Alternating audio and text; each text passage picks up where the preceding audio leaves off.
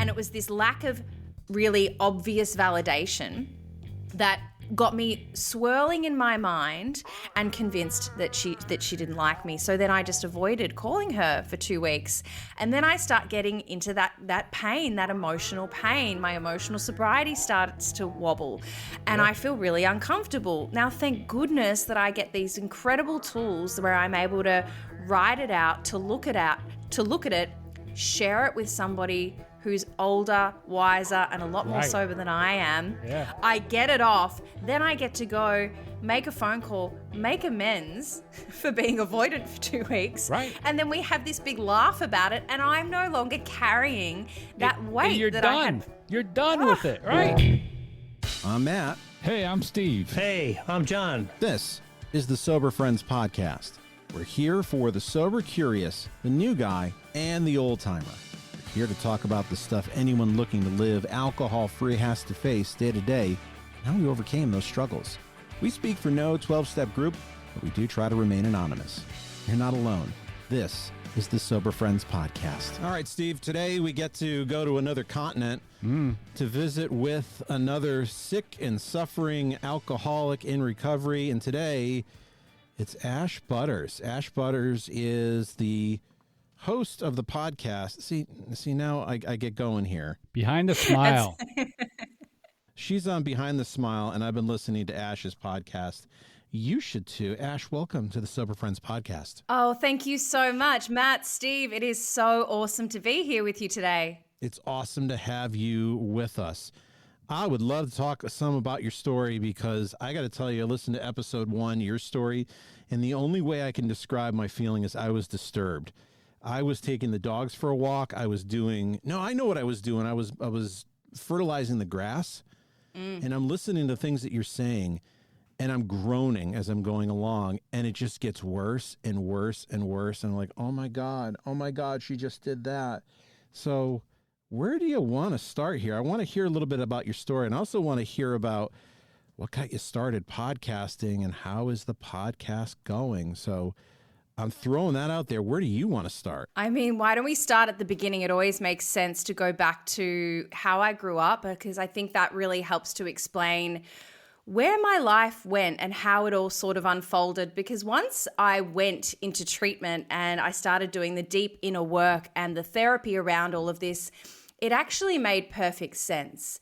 You know, there were all of these little steps that lined up one by one that meant that over time, turning to drugs and alcohol made sense to me as a way to really ease the pain, not the physical pain, but the internal emotional pain that was created as a result of the environment and the circumstances. So I'll start by sharing that as a child, I did grow up in an alcoholic home. My father is an alcoholic and my mum is the daughter of an alcoholic. So there's alcoholism on both lines of my family tree, and there's a lot of generational trauma as a result of that. And so growing up in that environment, it was quite unstable. And from a really young age, I felt uneasy.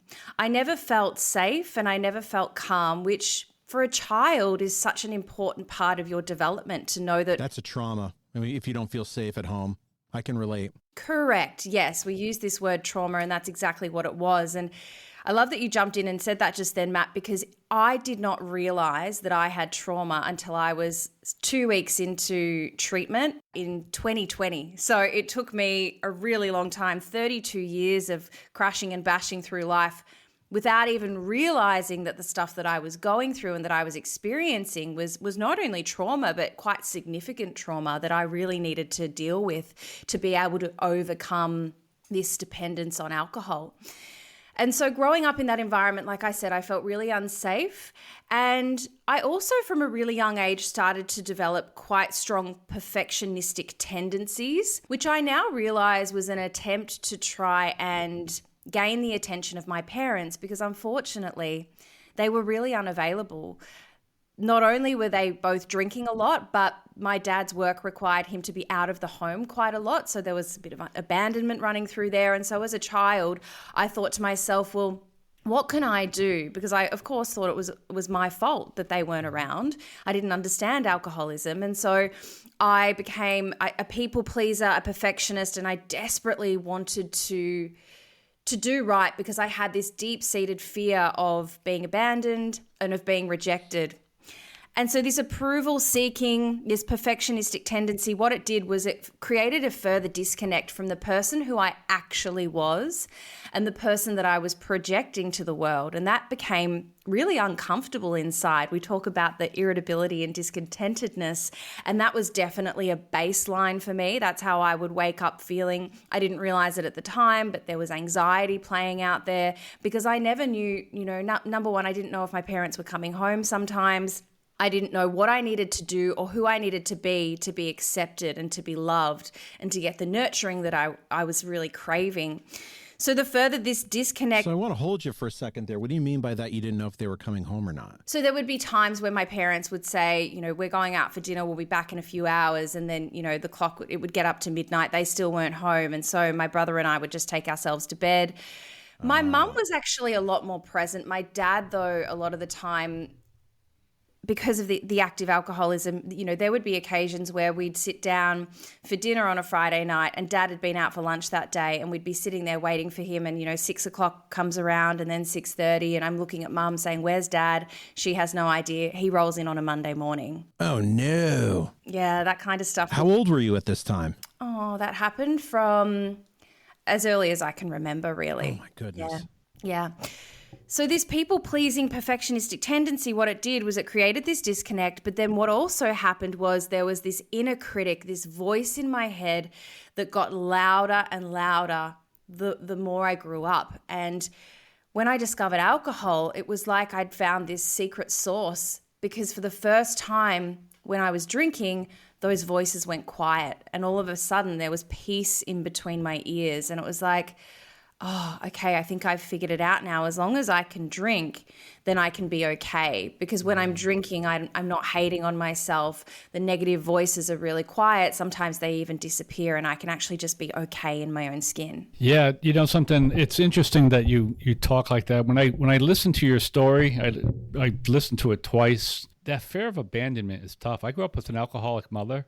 And I didn't, just like you, I didn't realize any of this until after I got into recovery. None of it. None of it. And my fear for abandonment was so strong on the female side. I struggled with female relationships because I always thought that this person that I would have affection for or be madly in love with was always going to be the one who ran out on me. It was horrible. It was horrible. And it just fueled my drinking for years. And Steve, as a result of that, I'd be really curious to know, in your relationships in adulthood, were you drawn to women that had those abandonment tendencies? Because I know for me, I was really drawn to people that were like my dad. I remember hearing that. No, I wasn't. Actually, I was drawn. I grew up in a very poor family. I grew up in a lot of public housing and one of 6 kids. My mother was an alcoholic, so my dad worked. I was actually drawn to women who were more successful than me, who sort of gave me that life, they were always, I grew up in public housing, like I said, what we call the projects, right? That's what I grew up in. And all of my girlfriends were people who grew up in middle-class homes, right? So they were college kids. I was a factory worker. Like, I was always striving for this thing, but I always felt inadequate, right? I always felt like I didn't fit there. I mean, it was horrible. It was horrible. Yeah. And I didn't realize how much of that was because I didn't have a mother when I was all those formative years, and by the time I was 19, I had moved out of my house and was on my own, so it was horrible. There was so much of your story that I identified with, so much. And I thought, I that's what we do. Oh yeah, I felt like that. That makes a lot of sense to me. But yeah, that jumped out big time. I always had unavailable girlfriends. And I always thought about when I had the relationship that this will end up ending and it will be bad for me. And everybody leaves me. Mm-hmm. That was the threat in my life. Yeah. Everybody I care about ends up leaving me.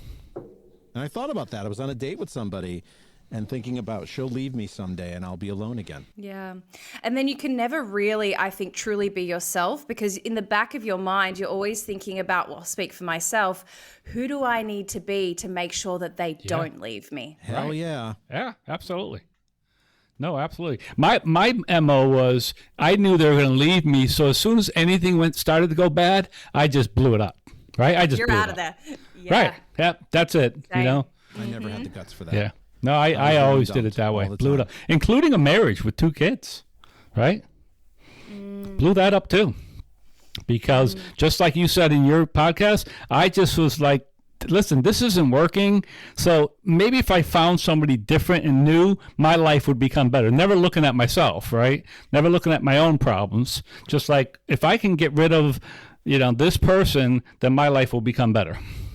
Oh, And of course it did. absolutely. The blame story, isn't it? We always look at, Yeah. it was always for me, my environment was the problem. The Yeah. people in my life were the problem. It couldn't possibly be me and my behaviors that No. were causing all of this chaos. Absolutely not. Like I said, unfortunately, these things are hindsight. I was looking at the rearview mirror, and I always talk about it. It is what it is, like we say. And I know you said it too. I wouldn't be the person I am today without those traumas and scars. But it also, so I look back on it, and today I use a lot of that to help other people because I can share some of my story with them. Oh, that's so true, isn't it, Steve? Even to this day, if I'm going through, because in sobriety, in recovery, we still get these emotional highs and lows. We have to live life on life's terms. And I'm really grateful that today my dad is in recovery. He got sober in 2010. And so we get to have these really beautiful, open conversations. And he often shares with me when I'm going through an emotional bottom these days that this stuff that I'm experiencing will one day help another sick and suffering alcoholic because I'll be able to share that experience, strength, and hope. It's not just about the crashing and bashing that we do while we're still in active addiction. It's how we manage life sober and the experiences that we take from that actually become incredibly powerful. Your dad and I are probably about the same age, close to it. And just so you know, my sobriety date is 2010, so it's interesting. Oh, wow. There you go. That's so cool. Yeah, it is cool. When you said that, I'm like, oh, that's pretty good. I'm sure her dad's about my age, so. Yeah, exactly right. I would love for you to tell the story that I think I cringed the most, that I was most upset about. I'll tell you why after you say it, but when you stole cocaine from your cocaine dealer and the after effects of that, I heard that and I almost wanted to duck and hide. That was rough. That was a really interesting time in my life. So I moved out of home when I was 17 because the environment was quite chaotic, as I had described. But my parents were also at the very end of their marriage at this time. They had separated once in 2004, then decided to get back together just to give everyone a little bit more pain. No, I shouldn't say that. They tried again, God bless them. Right. Then they finally separated officially in 2005. And that's when I left the family home and I moved in with my boyfriend, who at the time was a heavy drug user. And I was still drinking every day, but I was starting to do a lot more cocaine. And then in my brilliant mind, I thought, well, I'm going to prove to myself that I'm not an alcoholic, because I knew by that stage my drinking was out of control. Every time I drank to blackout. That was the way I drank pretty much throughout my entire drinking career. But it got to this stage. I'd been drinking since the age of 12. I was now 17, 18. And I wasn't living at home, so I didn't have to hide it anymore. So it was every day. It was all the time. And cocaine allowed me to keep drinking. It was almost like it fueled my drinking. So that's why I liked it at first. But then for 2 reasons. Number one, I wanted to prove that I wasn't an alcoholic. And number 2, I was like, I don't want to put on weight from alcohol. That's where my head was going by this stage. So for that year, I started doing a lot more cocaine, and then I just gave up alcohol altogether. And there was a 6-month period where I was just using cocaine daily. And this is before they were able to drug test you on the roads. So it wasn't impacting my ability to get around and do my life. Once again, I thought I'd found this winning ticket, which was so delusional now that I look back, but that was where my addiction was at the time. And so I was using cocaine every day. Cocaine in Australia is incredibly expensive to get a hold of. And I had run out of all of my money and my savings. And then I ended up, it was a weekend where my dealer had gone away and I needed more. And so he allowed me to go into his house and pick up more drugs. And I was told to just take one. Well, of course, I'm an addict. I didn't do that. I took the whole stash. And then I ended up over that weekend chipping into all of the bags. So long story short, at the end of that weekend, when he came to collect what I'd stolen from him, I was informed that I owed him a considerable amount of money, and I just went into complete fear and complete panic, and I started to scramble, and I ended up selling anything I had of value, including my saxophone and my guitar. I took them to a pawn shop, but I hadn't even come close to getting the amount of money that I needed to pay this guy back.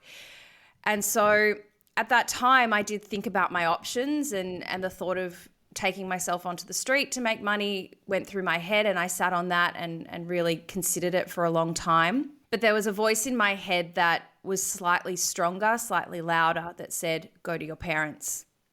And I was really, really scared because my mum's mental health wasn't great at that time.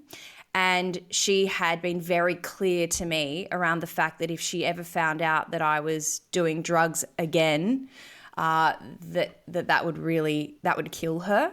And I was really scared, but I didn't have any other way out. So I went to my parents. They weren't together at the time, but they got together and we had that conversation. I think I actually spoke to my dad first, and we worked out a way to let my mum know. Anyway, my dad was still drinking at this time. We didn't have any knowledge of 12-step programs or rehabs. You know, my dad often shares before he got into recovery, he used to think rehabs were for rock stars and movie stars. We didn't think that was even an accessible pathway. And so the best thinking at the time was to take me to a health farm. So we went up to the east coast of Australia in Queensland, into the hinterlands there.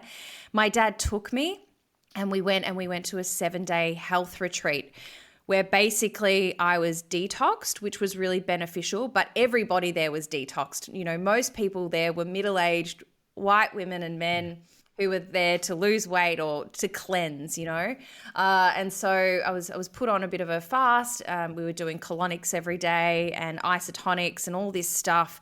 So look, it was really great to dry me out and to get me clean, but there wasn't any time spent on rehabilitation, on therapy, on understanding the why, which I think is so, so vital to a long and successful recovery, is to go back and to understand the why and to look at the part we play and all of that good stuff that we get to do when we're in recovery. So of course I got to the end of that 7 days and I got home and I was using again that night. Yeah, you haven't addressed anything. You cleaned yourself up, but I will tell you what really devastated me was having to sell the musical equipment. That was the thing that was the most upsetting, because I saw that as, I'm thinking about the things that I look at as what is me. And I looked at you as musician, that must have been heartbreaking more than anything else, of giving up your music. It's something of you you're giving. It's part of your soul you're giving up. It really is. And that's something that alcohol took away from me. I had been a performer from a really young age, playing musical instruments and singing. You know, at the age of 15, I had the chance to travel to Austria and win a huge international competition with the choir that I performed in. And music had just been such a big part of my life, and it almost became, it was my best friend, and it was also in a way my family, because when my parents weren't available or when they were at my brother's sporting matches, because that was a big part, we were a big sporting family and I didn't identify or relate to sport much, you know, it became my second family. And so it felt like I was losing a part of me in that moment, and that's where my addiction took me. But at that stage, I was pretty much willing to do anything. Yeah, that's some crazy stuff. Mm-hmm. When you got to recovery, I look at you as kind of a unicorn, because people your age, 30, I think about, oh God, I should have gotten sober at 32. I was 38. I guess it wasn't that far off. But if you look at Instagram now and TikTok, it feels like most people are getting sober through alternate means, yet you're a 12-stepper. What was it that has you in the 12 steps where it doesn't feel like it's people your age? Or maybe it is, and I just see it wrong. I think it's a really interesting question, Matt, because firstly, I'll say that in the fellowship that I'm in here in Melbourne, Australia, I have a bunch of incredible friends and they're all my age. So I think there's that element. I don't think many of them are willing or prepared to be public about that. And I think that's because of this stigma that still surrounds alcoholism, which is what I fight to break every single day. And it's the reason that I created my podcast, Behind the Smile, to remove that stigma, not only around addiction, but mental health and trauma as well. So I do think that they're there, but I think the people that are on Instagram and TikTok that are really loud about their recovery, they're the ones that have done it through alternate means. But the reason that 12-step resonated for me so much, well, firstly, I'll say that at the beginning it didn't. It actually took me probably 10 years. So from when my dad got into recovery at 2010, that's when I first found out about AA, first found out about 12-step. But I didn't at the time think that I was an alcoholic. I just thought that I was a heavy drinker. Mm-hmm. And I used to always think that that was Dad's problem and that I had this under wraps, because at the same time, I was still ticking all of life's boxes. I was getting promoted in my jobs. I was having successful and unsuccessful relationships. But, you know, towards the end, I'd gotten married, I'd bought a house, I was doing everything that was required of me. And that convinced me that I couldn't possibly be an alcoholic. However, in that period of 10 years before, when my dad got sober and then when I got sober, every now and then, I would say maybe once or twice a year, particularly in the final 5 years, I would get to a point where I had completely blown up my life. And it would be on the back of an evening where I had really either embarrassed myself or hurt somebody as a result of my actions and my behavior.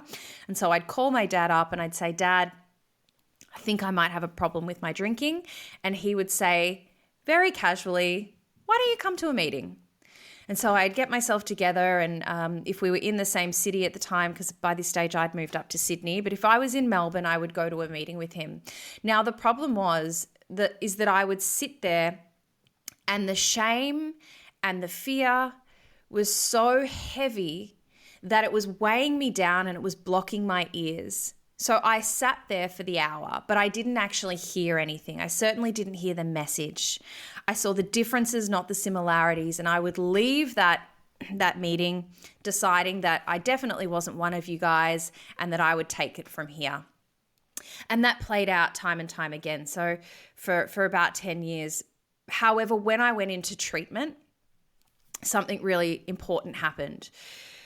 I went into treatment and I was physically removed from alcohol, because by the time I went in, I was a daily drinker and I couldn't not drink. I was trying my best every single day. I would swear black and blue that I wasn't going to drink again that day. And then sure enough, I was drinking by the afternoon, the evening. And but once I picked up a drink, I had to drink to blackout. So it was this Groundhog Day hamster wheel that I just couldn't break the cycle from. I went into treatment. They removed the substances, and all of a sudden, the fog started to lift. And I remember it was about 10 days into treatment. It was a 12-step treatment program, and they'd been taking us to meetings every evening. And it was about 10 days in where all of a sudden this clarity of mind started to reawaken.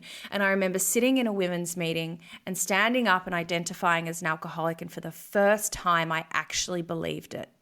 The words came out of my mouth and I felt this wave of relief come over me. And I thought, oh my gosh, it's going to be okay. Because all of a sudden I realized, I looked around the room and I saw all of these incredibly happy, joyful, successful women. And I thought, not only are they sober, but they seem to be happy about it. Like that, I want what they've got. And it's like a switch flipped. You know, for me, it was a spiritual experience. And all of a sudden I thought, oh my gosh, there might be a way out of this, because I had resigned to the fact that if I was going to be sober, my life was going to be miserable. But it just had gotten so bad at that point that I said, well, I'll be miserable then, because I'm either going to be sober and then dead, or I'll just live and I'll live miserably. And so I'd resigned to the fact that I was going to step into this sober, miserable life. I couldn't have been further from the truth, you know, but I had to see it. I had to see it to believe it. And that's what happened when I was able to sit in a room with other recovering alcoholics and I was able to see the solution. And that's when I grabbed it by both hands. And from that point on, so, 10 days into my sober journey, I did whatever I was told to do to stay sober. And I've pretty much applied that to my recovery up until today, 3 years later. Ash, I listened to episode 34 with Casey McGuire Davidson. And you're reminding me of something that the two of you talked about, and that's the term alcoholic and relating to that term. And there are a lot of people out there who will relate with alcohol use disorder or I'm sober and I'm in recovery. And I think whatever anybody wants to identify with, that's okay with me. I know it's important to me, but you identified, I think, the same way I did, which is you take that term alcoholic and you get your arms together and you hug it. How come? I identify as being an alcoholic because when it was explained to me what an alcoholic actually is, it was me. Like, I couldn't deny the fact. Right. When I pick up a drink, I find it incredibly hard to stop. Yeah. You know, it would be very, very rare that I would be able to have just 1 or 2 drinks and be happy about it. You know, if there was a situation where I had to be on my best behavior, then sure, maybe I could have 1 or 2 drinks. But I'll tell you what, it was incredibly uncomfortable to do so. So when I take alcohol, it sets off a physical craving. Yeah, that was explained to me. I went, tick, absolutely. Yep, that happens to me. The mental obsession. When I'm not drinking, I'm thinking about drinking. And what that can look like is I'll start the work week. I will have, before it became a daily problem, I'll describe how my drinking would run. I would have these big weekends and they were always around social settings. So I might have had a birthday on the Friday night, a friend's wedding on the Saturday, and then of course you have recovery drinks on the Sunday. Now there's drug use peppered out through all of that. But everybody around me is doing it and I'm doing it. And I get to the Monday morning and I feel so awful. I'm completely depleted of dopamine. I've punished my body for 3 days, very little sleep. And so I say to myself, oh, I'm never doing that again. And for a few days, I can probably stick to that. But once the hangover and the hangxiety has dissipated, then my head starts to think about drinking again. And now that didn't necessarily mean that I'd start drinking on the Wednesday or the Thursday, but I was planning the way that I would be drinking that weekend. I would know for sure that on the Friday I was catching up with the girls, or that on the Saturday I was going to this event or this function. It was always there, whether it was physically in front of me or not. It was always a part of my working mind. Now, I thought that was normal. I thought that everybody thought about alcohol like that. Turns out it's not. It turns out that somebody who isn't an alcoholic can have a couple of drinks, put it down, push the bottle away, and be very comfortable with that. That blew my mind. So for me, it was like once I actually understood the definition of alcoholic, rather than assume I knew, because when I speak to people about this, they still say to me, but an alcoholic is somebody who's under the bridge drinking out of a brown paper bag. I said, well, who said that? Right. Like, it's such an archaic stereotype. I get so passionate about this topic because to me, the stigma that was around the word alcoholic kept me apart from and kept me distant from recovery for over a decade. And then I finally identified, and I met other people who were like me, who had similar stories, similar backgrounds. They identified with the way that I felt inside, which was just like such an incredible experience to be able to have these open, vulnerable conversations with people, and there was no judgment. Like, they just understood exactly where I was at and they were able to meet me where I was at. All of that became a part of my lived experience once I was able to identify with being an alcoholic. But as long as I was staying apart from, then my disease was winning. So to me, it's actually, I'm proud to be an alcoholic because I'm an alcoholic in recovery. Me too. Me too. Yeah, amen. I mean that. I am so happy that, listen, I'm not happy about all this stuff, just like I'm sure you're not. What happened behind me? Like all the stuff I blew up. I'm not happy in it. But my life would be nothing like it is today if I didn't go through that and then find recovery, because recovery has given me, just like I know you've said it, it's given me a life that I went to AA the first time to stop drinking. That's why I went. And it didn't work, right? That was 95, right? My sobriety date is 2010. Yeah. And I went, and I didn't drink for a while, but, I still had all the alcoholic tendencies because I did no recovery. And when I finally got there and decided to do the work, and you said something, when I finally had conversations with other men, right? With other men who were vulnerable to me and talked to me, and guys who, like, I saw guys, they're still today around today, they had 20 years experience of sobriety, but their minds were still as scrambled as mine. And I was like, oh, I get that. And I was like, I'm not doing anything wrong. I'm just an alcoholic. Right? I'm just an alcoholic, and my brain is wired differently than other people's. Just like you, always planning. Everybody around me drank the same way. Nothing seemed out of the ordinary to me. Nothing seemed out of the ordinary to me. You know, some of your drug use, same thing. Not as bad as yours, but dabbled in a lot of it. It all just seemed totally normal. The other thing I just wanted to touch base, I had a chance to speak a couple weeks ago, and I was thinking about, I haven't spoken in a while because of the pandemic and all. But one of the things that I talked about, and I talked a little bit about before we started, is that I grew up in a very poor family, and I had a lot of shame around that. And man, what a powerful thing shame is, right? What a debilitating, feeling that shame is, and how much I try to bury that. And I love your podcast. I love the way you say you wore masks so that you could hide who the real person. I did it my whole life. I was this successful, outwardly. You look at me, look at this guy. He's got it all going. Same thing. But had a house, had cars, was a successful salesperson. And I've told this story before. We had some friends over for dinner, and the woman, we were having dinner. It was a friend of my wife's, couple. And she said, do you ever get the feeling that somebody's going to come knock on your door and tell you, you don't belong in this house, that you got to get out? And I looked at her, I said, yes, I have that feeling every day. Like I felt like such a fraud, Imposter syndrome, right? Right. I felt like such a fraud, and it took me years in recovery. This time, like it was like I was probably in current recovery 5 or 6 years before that really started going away. And I didn't hit real recovery until I was 52. So, and now, but today, you know what I do today? It's like I cherish every day of my recovery, every day. And I try to make use, and I've always said that my goal right now is how can I be useful to other people, right? That's what I try to do from now on. How can I be useful to other people? It's such an incredible place to live from, isn't it? When we're others-centered. Number one, we're taken out of our minds that are still, well, I'm going to speak for myself. I can still be kind of crazy on a bad day. Yeah. It takes me out of that obsession of self. But also it helps to build my self-esteem. When I'm helping another person for fun and for free, I'm the one that benefits from that at the end of the day. Absolutely.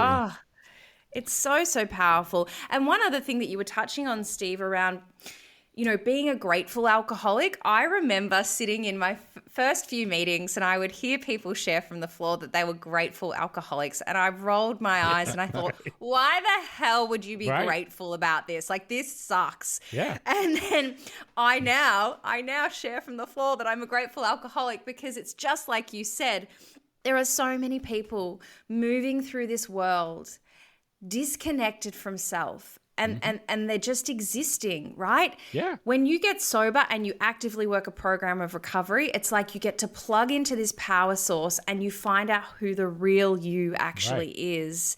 And it's this wholeness and this fullness that is so hard to describe. I didn't know what I was missing, right? And then I found it and I was like, oh, wow, like no wonder I drank. I was so empty. I was so soulless. And today I live this very embodied, fulfilled life, and it just keeps getting better and better. And not only that, but you could find out the things that you don't like about yourself, right? You could find out the things that, like, oh, I don't like that. And then it doesn't go away, right? Just because you don't like it, it doesn't go away. So then you go, oh, I need to do something about that. So you have to do some work on fixing that part of it. And that has been, and that work is hard sometimes. Sometimes it's very hard, but it is so rewarding. It is so rewarding not to have that baggage and that stuff around. Just like I said, I wrote it down: fear and shame, which I grew up with my whole life. Like once I started, I had a lot of anger, and it took me a long time to figure out my anger wasn't really anger; it was fear that I expressed as anger. And when I realized that, when I did that work and realized that, wait a minute, I'm really not angry; I'm afraid. Like I would fight with my wife, whatever, my current spouse, and I would be like, what was going on there? And I would be like, oh, I was afraid. It goes back to that abandonment issue for me.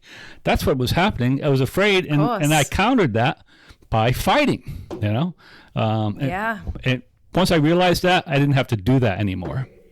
And how amazing that in recovery we get these tools that allow us to clean up as we go. Right. Like even just in the last 2 weeks, I got into my head. I'm going to tell you a really crazy story, okay? Good. I managed to convince myself that my sponsor hated me. Uh-huh. Like I was completely convinced that she actually didn't like me and that I was a total inconvenience. And this is all, if you remember, I identify as being a perfectionist in recovery as well. So all of this like distorted self-worth and need for external validation was playing out in this situation where what I now realize in hindsight through doing the work, she hadn't validated me, right? Because when I wrote it out in columns, I was able to see my part. And it was this lack of really obvious validation that got me swirling in my mind and convinced that she didn't like me. So then I just avoided calling her for 2 weeks. And then I start getting into that pain, that emotional pain. My emotional sobriety starts to wobble and I feel really uncomfortable. Now, thank goodness that I get these incredible tools where I'm able to write it out, to look at it, share it with somebody who's older, wiser, and a lot more sober than I am. Yeah. I get it off. Then I get to go make a phone call, make amends for being avoidant for 2 weeks. Right. And then we have this big laugh about it, and I'm no longer carrying that weight and you're that done. I had. You're done with it, right? I mean, that is the biggest thing. You're done with it. It's like the help I get from exactly that, talking to another alcoholic saying, hey, this is what I'm thinking. And they look at me and they're like, really? That's what you're thinking, huh? Yeah. It's amazing we have tools for life, though, that you have a tool when you're avoiding somebody or you're feeling bad or you're feeling perfectionist, that there is like a manual you can pull out and say, well, what do I do in this situation? Right. I have to apologize and make amends to this person and explain why. And the other person can understand that. If your sponsor is a good sponsor and been around the block, I am sure she's had the same issues before. Absolutely. We just dealt with somebody who we're close to, who everybody respects, and he turned around and said, I just figured none of you want to be around me, and you would never want to call me. And it's like, that would blow my mind. Right. Like, this guy has so much wisdom and has been so helpful, and yet I feel the same way. And so if I think that's crazy, I got to look inward at that. And that's part of alcoholism, right? Yeah. Like this is our stinking thinking, and this is what people don't understand, the complexity of what it's like to be an alcoholic and to have an alcoholic mind. It's all of this stuff as well. No, listen, I'm married to a non-alcoholic, and some of the things that you talk about of how they drink and how they think, I mean, I still struggle with that. I still struggle with the fact that we could go to dinner and she could leave a half a glass of wine on the table. Makes no sense to me. Even in all this recovery that I have, it makes absolutely no sense to me. But she's not. But she also doesn't understand, exactly what goes on with me. And she doesn't understand why, for me, for this alcoholic, I need to be constantly doing something for my recovery, which is 12-step bound, which means I do something, 4 or 5 nights a week, right? 4 or 5 nights a week, I'm doing something that touches my recovery. Tonight, I don't have to leave the house. I just go to my office bedroom, and it's like I can do it. But still, that's what I do on a Tuesday night. And she doesn't get that, and some days she doesn't love it. But she remembers who I was before I lived, before I did it. And, that brought her to a divorce attorney. And she doesn't love that either. Yeah, so that's the payoff, isn't it? Yeah. It's actually, I was chatting to somebody about this the other day. They were saying, they were sharing a story about when they were sitting in treatment, and it was being explained to them what they would need to do to protect their recovery, and that would involve attending a meeting a day, particularly in those first 90 days, and, making a few phone calls. And so he was thinking in his head, well, what's that going to take, an hour? Oh, yep, maybe if we focus an hour and a half. Okay. All right. So about 90 minutes a day. 90 minutes a day to get your life back. Like, come on, that's a pretty fair trade-off if you ask me. Yet we tell ourselves that we don't have the time. Oh, it's easy to say that.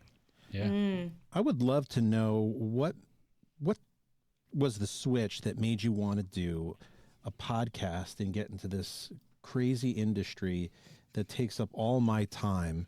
And the fact I'm just looking at the one with Casey in front of me, and you've got timestamps, and I'm like, how the hell does she have time to timestamp stuff out?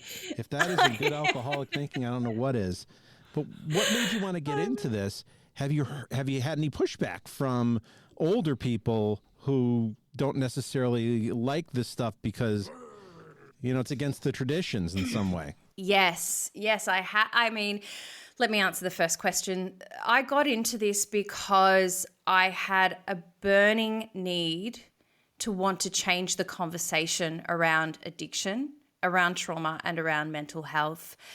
And like I said earlier, this stigma, which still exists, there's the stigma, right? Then there's the stereotype, and overarching all of that is just this complete misunderstanding about what we're talking about here and what we're trying to do here in recovery. And so having had a background in journalism, because that was one of the other things I did while I was active, I went and got a degree, which I never used at the time. I decided to put that skill set into use and start the podcast. And really for me, it was a desire to be able to share conversations from people who are in recovery to show that it's possible. Because for me, I need to see it to believe it. And I did listen to a couple of recovery podcasts early on in my sobriety, and that was really, really helpful.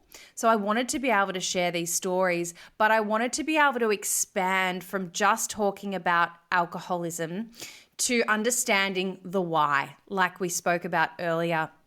So for me, I had to go back and do the inner work, address the childhood trauma.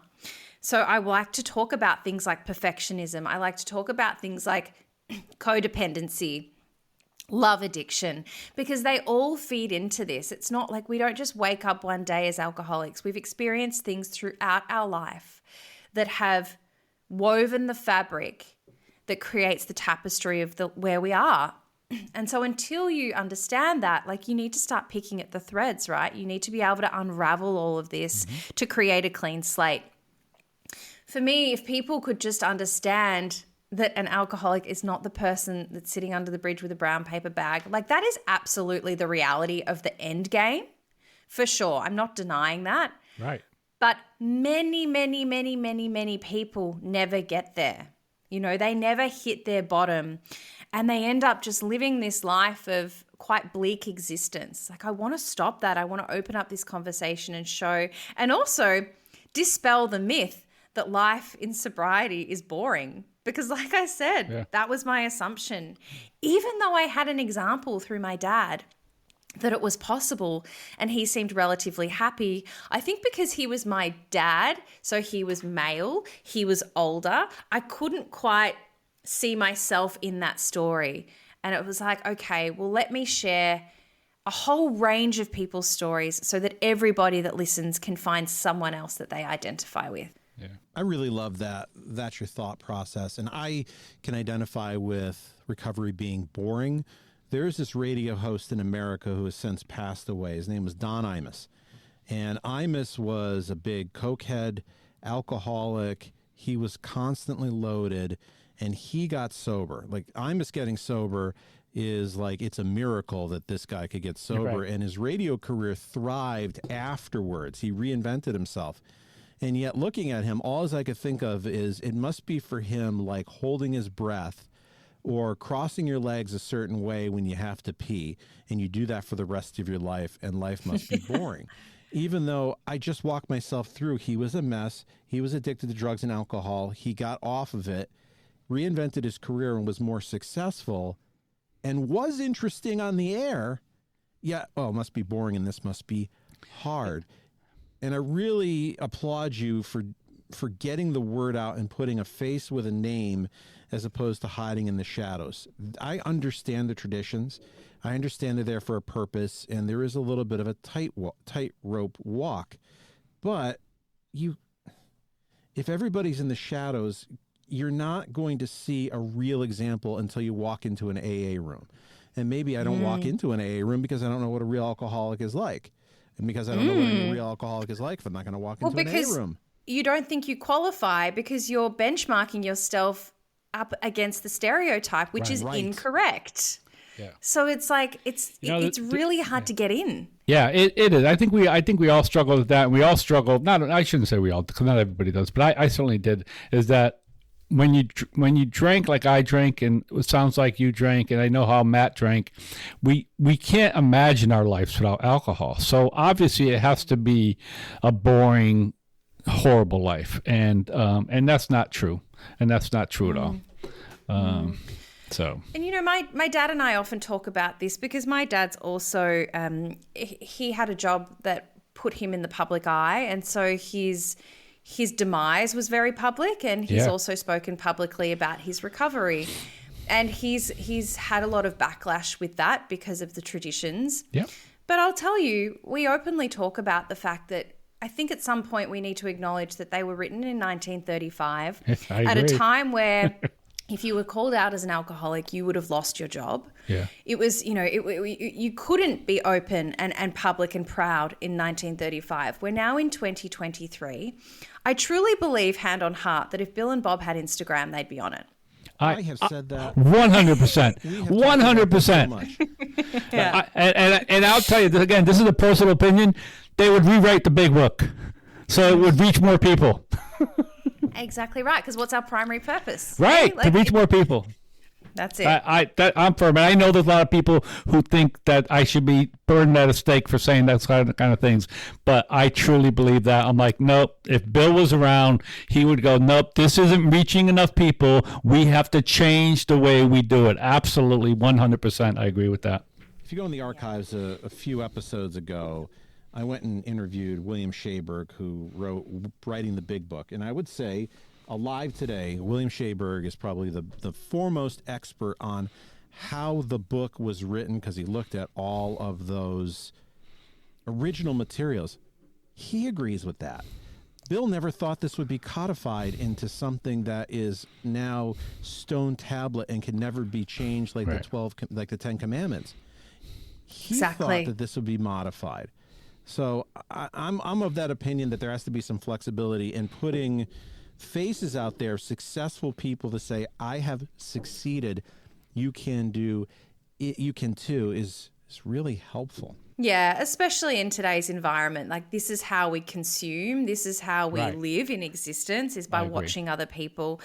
And it's having these conversations, stepping out from the shadows, not being shrouded in fear, and removing the stigma. Like, it takes individual voices to create a collective. So, like, thank you so much for the opportunity for us to have this conversation today, because it's conversations like this that will hopefully move the dial. It's going to take some time, but we'll get there.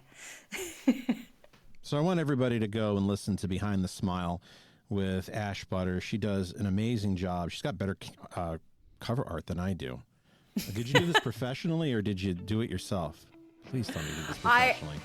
I've got a friend who helped me out. So yeah, it was a bit of labor of love. I just look at the cover art here and I'm like, oh God, this is great cover art. But she has an awesome podcast. It's conversational.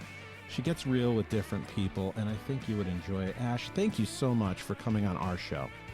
Matt, Steve, thank you so much for having me. It's been an absolute joy. Oh, it's been a joy for us too. And everybody, we'll see you next week. Bye, everybody.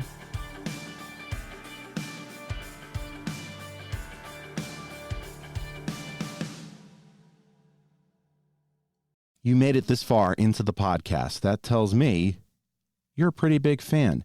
If you like what we do and you find value in the podcast, consider a donation at buymeacoffee.com/soberfriendspod. Your donation keeps us on the air to help out the new guy and helps us defray some of our costs.